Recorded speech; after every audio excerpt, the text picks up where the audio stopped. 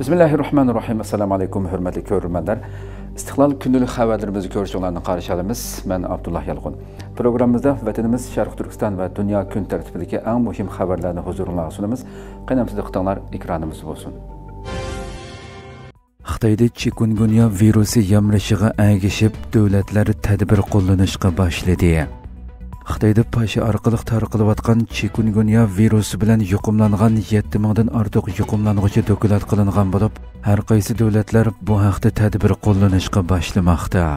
Xitoyda yuz bergan va uzluksiz yamrayotgan chikungunya virusi yuqumi Xitoy rejimini pashidan mudofialanish uchun pashilik taqash, dezinfeksiya dorilarini chechish, yig'ilib qolgan suvlarni tozalamaganlarga ig'ir jarimani qo'yish, hatto hasharotlarning ko'payish ehtimoli bo'lgan rayonlarni bayqash uchun uchquchisiz havo apparatlarini ishlatishga majburladi.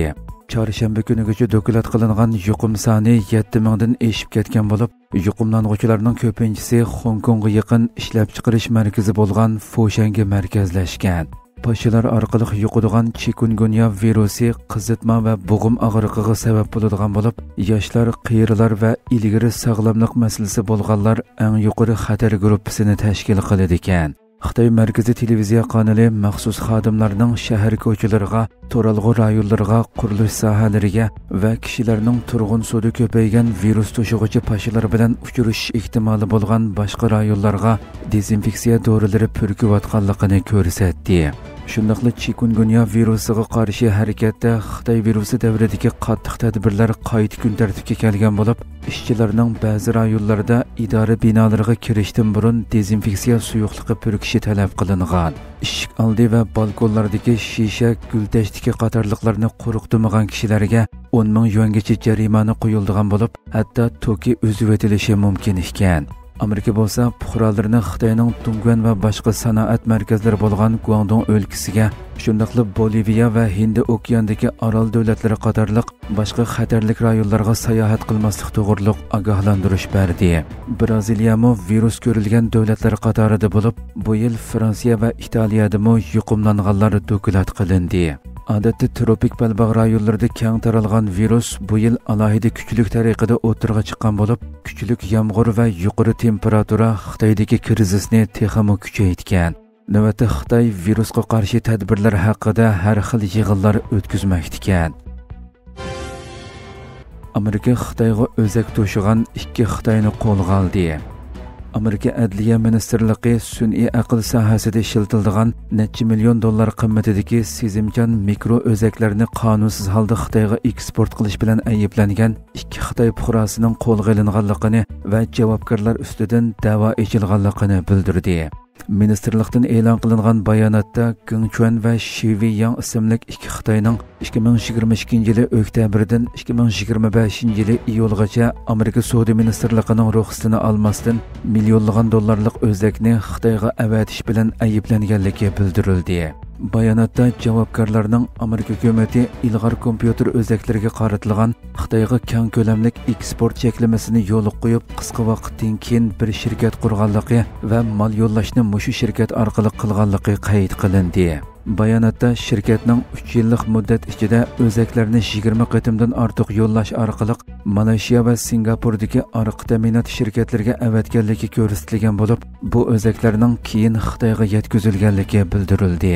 Bayonotda yana javobgarlarning qonunsiz holda Xitoyga yo'llagan o'zaklar orasida Amerikaning o'zak ishlab chiqaruvchisi Nvidia'ning sun'iy aql modellarini mashqlantirishda ishlatiladigan va bu modellarga bartaraf qilg'uch va sonliq ma'lumot saqlash iqtidorini ta'minlaydigan ilg'or texnikalik H100 tiplik o'zakning borligi bildirildi va javobgarlarning mazkur o'zaklarni yo'llashda federativ qonun va qoidalarga uyg'un mahsulot sifatida yolg'on ma'lumot choplab, nazoratdan qaytishga uringanligi uqtirildi.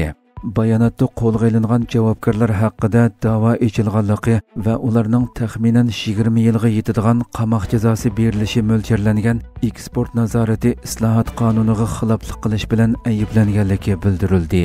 Amerika hukumati bundan ilgari Nvidia'ning A100, A800 H100 va H800 tipli o'zaklarning Xitoyga eksport qilinishiga cheklama qo'ygan edi. Nvidia shirkati bo'lsa, cheklama sababidan Xitoyga eksport qilish uchun ishlab chiqarilgan texmi to'van nusxadagi H20 deb atalgan grafik bir taraf qilg'ichni ishlab chiqarib 2024-yilning 5-idan boshlab setishga boshlagan edi. Trump Rossiya neftini setib olgan davlatlarga texmi ig'ir jazo yurgizilganligini bildirdi. Amerika prezidenti Donald Trump Rossiya neftini setib olgan davlatlarga qo'shimcha tamojna beji qo'yilishi mumkinligini e'lon qilgan bo'lib, Xitoymi bu nishonga duch keladigan davlatlarning qatoridan o'rin oldi. Trump Rossiya neftini setib olganligi uchun Hindistonga embargo yurgizgandan keyin texmi ko'p qo'shimcha jazolarning yurgizilganligini va'da qildi.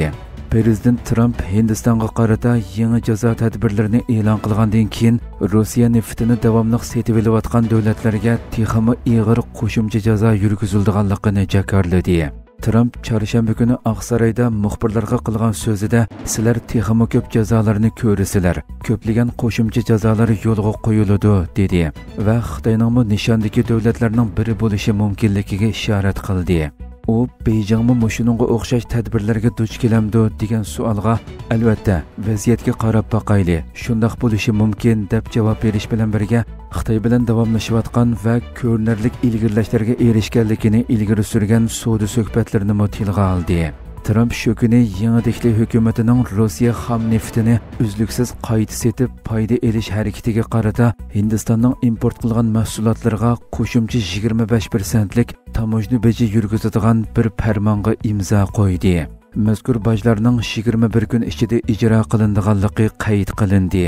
Farmonda yana Rossiya neftini bevosita yoki vositalik holda import qiladigan boshqa davlatlarni aniqlab chiqish vazifasining Tashqi ishlar ministri Marco Rubio va Moliya ministri Scott Bessentga topshirilganligi qayd qilindi. Bu bayonot Amerika alohida vakili Steve Witkoffning Rossiya amaldorlari bilan ko'rishish uchun Moskvaga qilgan ziyoratining ertasi Trumpning bu masalada bir qarorga kelamiz deyishidan bir kun keyin e'lon qilindi. Hurmatli ko'ruvchilarimiz, shunday qilib bugungi xabarlarimiz bu yerda oxirlashdi. Atigi programmamizni ko'rishgacha omon bo'linglar. Assalomu alaykum va rahmatulloh.